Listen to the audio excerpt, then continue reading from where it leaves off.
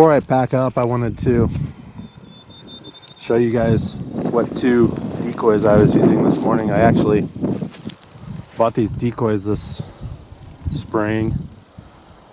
The other decoys that I was using, I'd been using for about maybe 15 years, so they were just getting kind of old.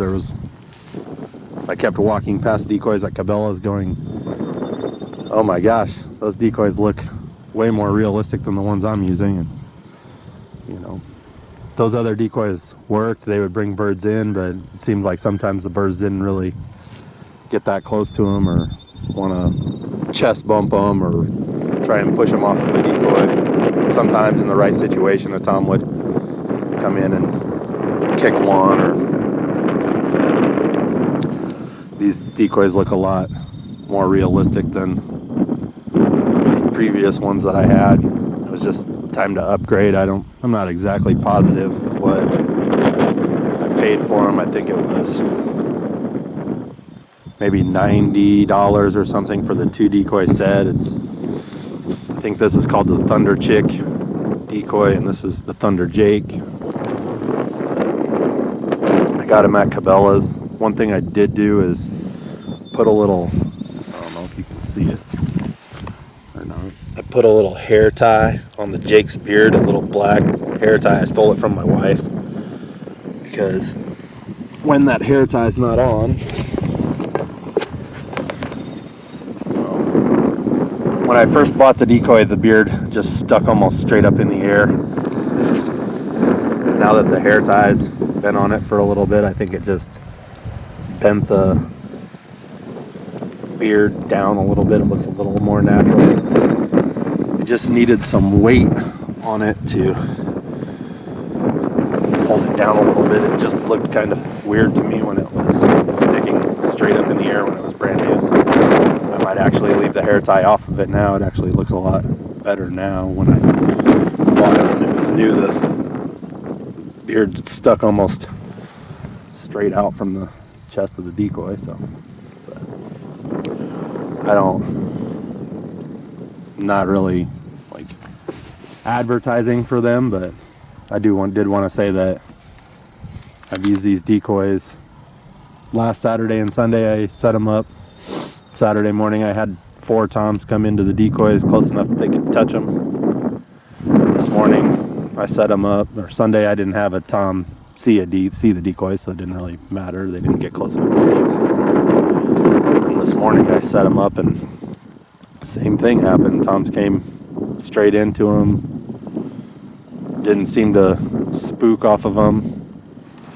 The one thing that I really liked about these decoys when I looked at them at Cabela's is, everybody that turkey hunts knows that you have to carry decoy stakes with you. Like, you got to have something to put in the ground and hold your decoy up. When I looked at these at Cabela's, there's a stake right here.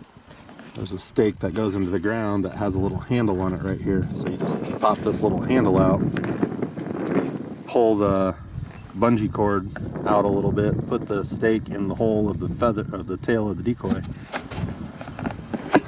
and then it just sits there. So you don't actually have to carry your stakes separate from your decoys. They just stay in your decoy. So when you're coming in the morning and you want to set your decoy up, you just pull this stake out, stick it in the ground, take your decoy and stick it into the stake. So the thing I like about that, especially since I bow hunt sometimes, is those old metal stakes. They make a lot of noise when you're trying to, they're usually 2 pieces. You're trying to put them together in the morning in the dark and find the little hole in the top of the decoy to get the stake to stick out the hole in the top of the decoy. Where with these I actually had to add a washer to this one because last Saturday I didn't realize it, and I tried to just put the stake in the decoy and push it down into the ground, and I actually punched the stake through the top of the decoy. So I had to buy a washer. When I get home today, I'll take that washer off. Since I have a little time, I'll take that washer off and spray paint it black so it blends in, and then put it back on. I just had to replace it this week so I could hunt this weekend, and wanted to use the decoy. But the hen's the same thing, just a little stake that comes out of the bottom of the decoy, a stake that goes in the ground. When I set this one up, I actually pushed the stake all the way to the handle, or pushed the handle all the way to the ground, so this one, so the hen actually sits right on the dirt. Then the other thing I did this morning, since it was super windy and I wanted to put them up on this ridge, because I heard the birds gobbling down in this draw down here, so I figured they might come out of this draw and up on this ridge, and if they did, I wanted them to be able to see a decoy. So since I wanted to put them on this ridge and it's really windy, and I didn't want the decoys to move a ton, sometimes they just don't look real natural when it's super windy out. I actually set the hen decoy first, and then I put the Jake decoy stake next to the hen decoy, so if it blew in the wind, it wouldn't move very far.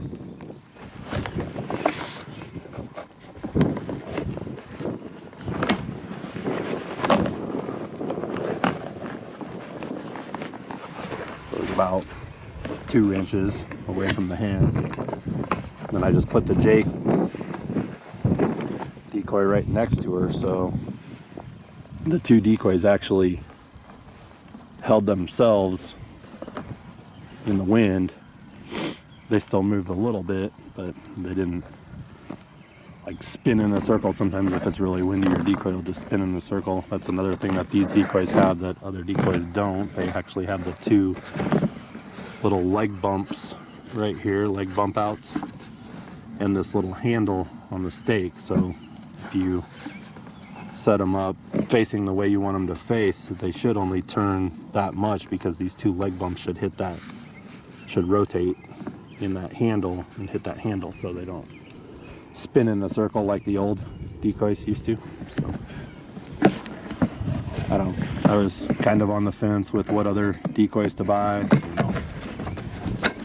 I don't really know that I can afford all the Dave Smith decoys, because those are expensive, but this was a kind of a budget-friendly option.